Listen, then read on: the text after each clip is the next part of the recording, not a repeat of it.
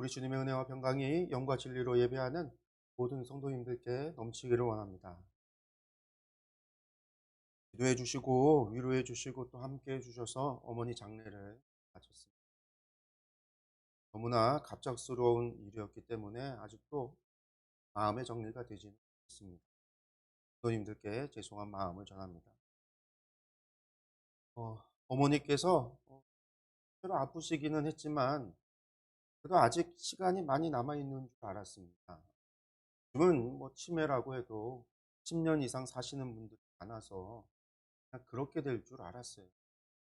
사람의 생사화복은 하나님께서 주관하신다라고 늘 이야기를 하지만 또 성경에서 말씀하셨듯이 오늘이라도 하나님께서 불러가신다는 이야기를 수없이 설교를 했지만 그러한 일이 어머니에게 일어날 줄은 몰랐던 겁니다. 아니 그렇게 설교를 하면서도 제가 그것을 믿지 않았던 것 같습니다. 사실 정확히 1년 전 어머니가 추석을 지난 그 주부터 교회를 그동안 나오시지를 않으셨어요. 몸이 아프시기도 했지만 마음이 아프셨고 세상에 하도 뭐 이상한 일, 재난 같은 일이 많다 보니까 어머니가 세상에 종말이 올 것이다 믿었습니다. 그러다 보니까 자식 걱정, 남편 걱정이 있어요. 세상 종말이 오면 정말 천국과 지옥으로 나뉘어져야 하는데 믿음 없는 가족들이 걱정이 돼서 정말 피를 토하는 심정으로 교회에서 부르짖으며 기도를 했습니다. 새벽과 오후와 밤 하루에 3번씩 매일 6시간 이상을 그렇게 기도를 했어요. 그런데 제가 그런 어머니의 마음을 이해해 드리지를 못했습니다. 세상에 종말이 오기는 왜 오냐고 어머니가 잘못 알고 있다고. 또 그때쯤에 설교에서 이런 종말에 대한 이야기들을 제가 어머니 때문에 그런 것을 언급을 했던 거죠. 어머니 들으라고 했었던 거예요. 어머니는 그런 저에게 상처를 받고 또 제가 자신을 미친 사람, 어떤 사입이 그런 거에 빠진 사람으로 생각한다. 그렇게 생각을 한 거예요. 근데 사실 중요한 것은 가족들의 구원의 문제, 믿음의 문제가 컸던 거죠. 일평생 이 문제 가지고 씨름하고 기도를 해왔는데 어머니 생각에는 때가 다가오는데 응답이 안 되고 변화가 없으니까 걱정이 되고 잠을 못 이루신 거예요. 근데 그것을 제가 헤아려 주지를 못했습니다. 물론 저도 그게 기도의 제목입니다. 믿음 없는 가족들의 구원의 문제. 근데 이거 늘 걱정이죠. 그래도 시간은 많이 있으니까 천천히 해도 된다 이렇게 생각을 했습니다. 그러나 어머니는 이제 이 문제가 다급한 문제로 여겼던 거예요. 그럼 당장의 문제로. 그러나 저는 아직 시간이 많다고 생각했습니다.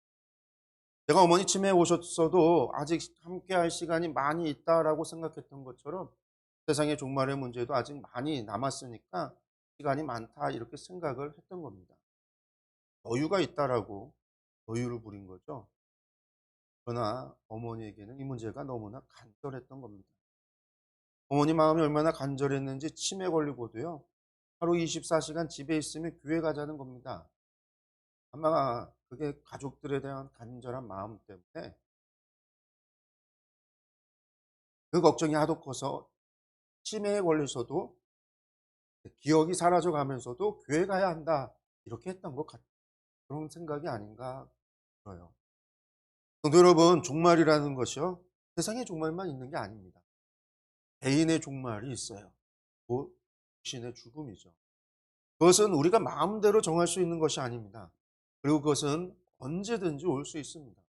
우리가 시간이 많다고 여기는 그 순간에 도적같이 올 수 있다라는 이야기입니다. 그런데 저는 그것을 지식으로는 알았고 지식으로 전했는지는 몰라도 제가 그것을 알지 못한 겁니다.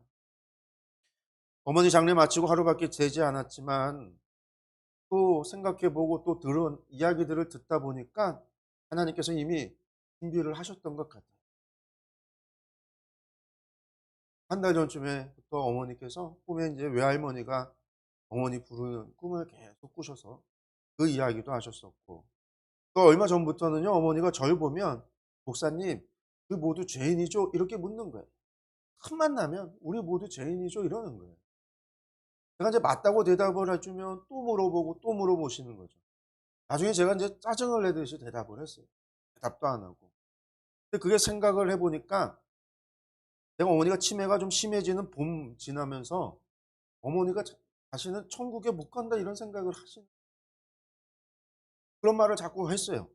평생 그렇게 열심히 잘 믿어 놓고 치매에 걸려서 기억을 잊어버리면서 이렇게 믿음도 까먹는 거는 아닌가 걱정이 되고, 병들어서 그런 거니까 하나님께서 이해해 주시겠지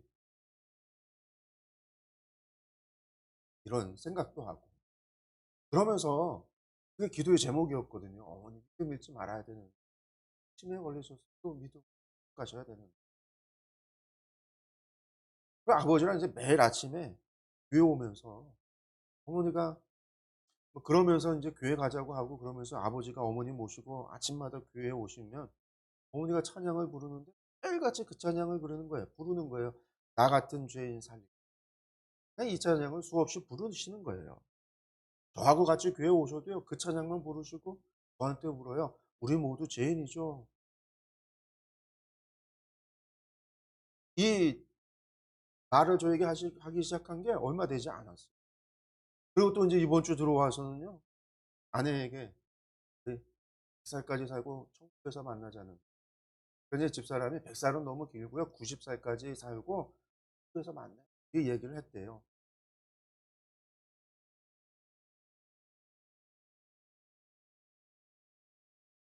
그래서 그런지 몰라도 어머니 돌아가신 모습이 평안해 보였습니다.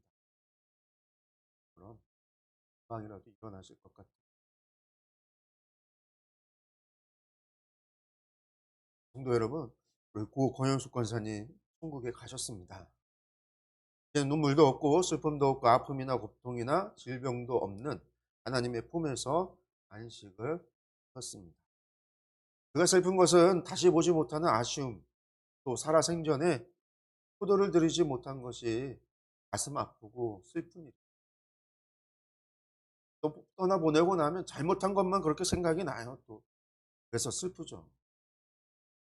그렇지만 어머니에게 있어서는요, 너무나 좋은 일이에요. 일평생 꿈꿔왔던 천국에서 이제부터 영원토록 행복만 누리며 하나님과 함께 할 것이니까요. 근데 이 일이 그래요. 일이 너무 급작스러워서 마음에 준비도 되지 않다 보니까 슬프고 또 힘들고 고통스럽습니다. 아직은 여유가 있다. 아직은 시간이 있다. 이런 생각에 사람의 생사화복을 주관하시는 분은 하나님이신데 스스로 교만하게 생각을 한 거죠. 제 마음대로 시간이 있다고, 여유가 있다고. 그렇게 스스로 교만하게 생각하고 교만하게 굴었던 저에게 어머니의 죽음은 인생의 종말은 언제든지 올 수 있음을, 그래서 늑장을 부리고 여유를 부리고 게으름을 피우던 저에게 어머니는 죽음을 통해서 종말이란 주님의 재림 때만이 아니라 개인의 죽음을 통한 종말이 있음을 알려주신 것만 같습니다. 오늘 여러분, 사람의 생사와 복은 하나님께서 주관하십니다. 언제 어디서든 하나님께서 정하신 때가 오면 우리 모두는 하나님께로 가야만 합니다. 여러분들 이 사실을, 이 진리를 믿으시기 바랍니다. 세상의 종말만이 아니라 우리 각자의 종말의 때가 있음을 믿으시고 그 종말의 신앙을 가지시기 바랍니다. 그 때를 준비하고 깨어 있기를 축원합니다. 아직 시간이 많다 여기고 저처럼 여유를 부리고 늑장을 부리고 게으름을 피우다가 후회하지 마시고요. 잘못을 잘못을 반복하지 마시고 그 사실을 믿으시기 바랍니다.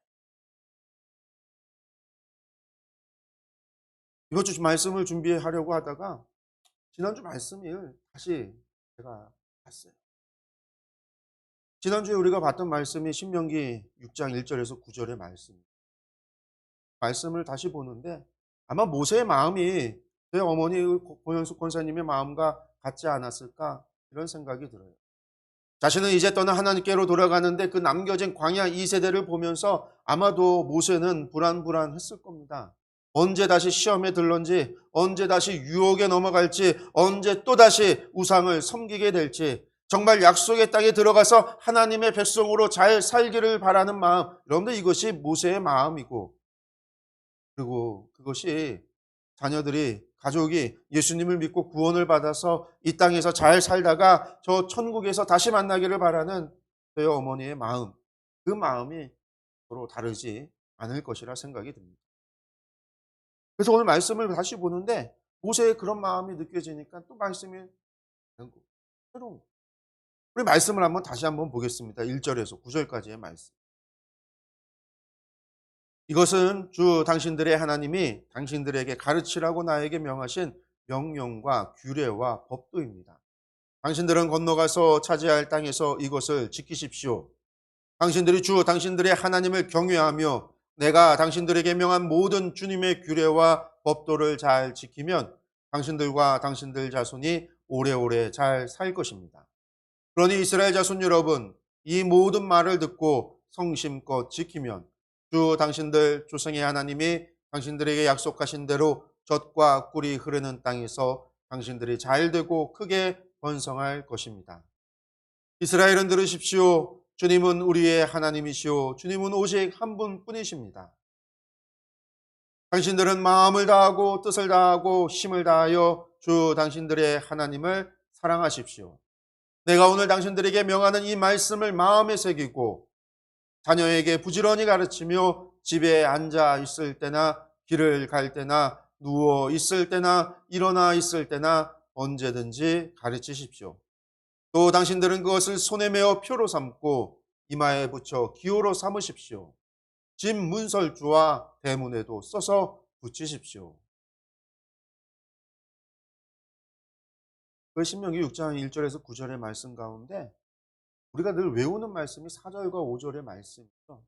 이 4절과 5절의 말씀을 제외하면은요, 모세의 간절한 마음이 담겨 있어요. 당부하고 또 권면하고 반복해서 이야기하고 있는 모세의 마음. 그리고 그것이 또 하나님께서 모세를 통하신 하나님의 마음이겠죠. 하나님께서 나를 통해 명령하신 명령과 규례와 법도를 지키면 그것이 당신들과 당신들 자손이 오래오래 잘 사는, 이 모든 말을 성실껏 지키면 하나님께서 약속하신 대로 젖과 꿀이 흐르는 땅에서 잘되고 크게 번성할 것입니다.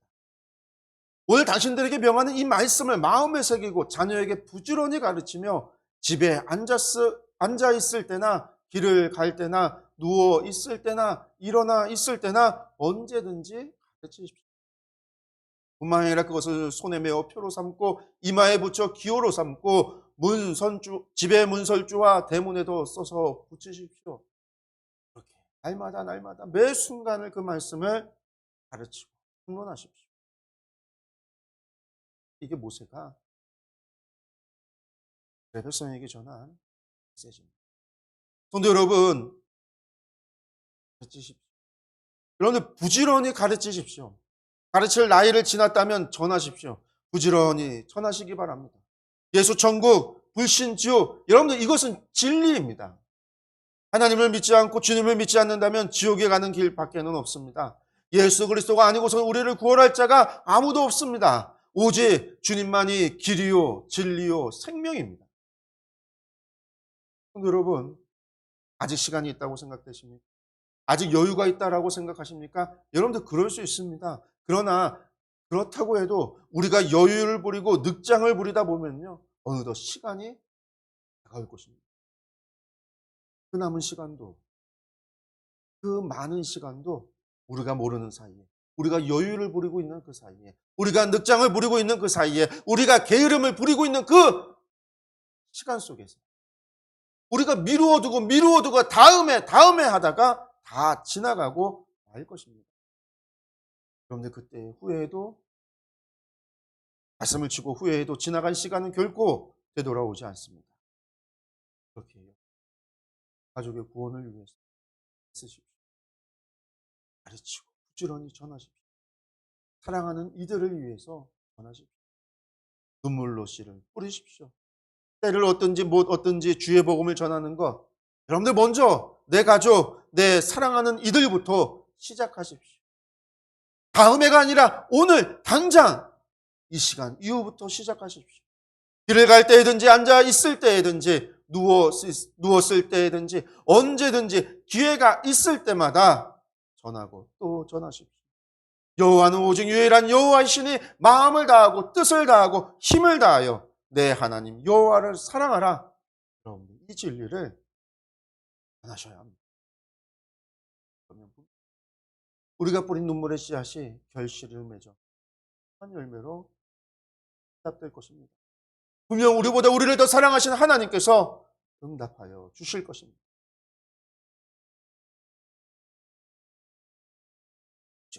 전하시기 바랍니다. 가르치시기 바랍니다. 사랑하는 성도 여러분, 오늘의 말씀 여러분들의 마음에 꼭 새기시기 바랍니다.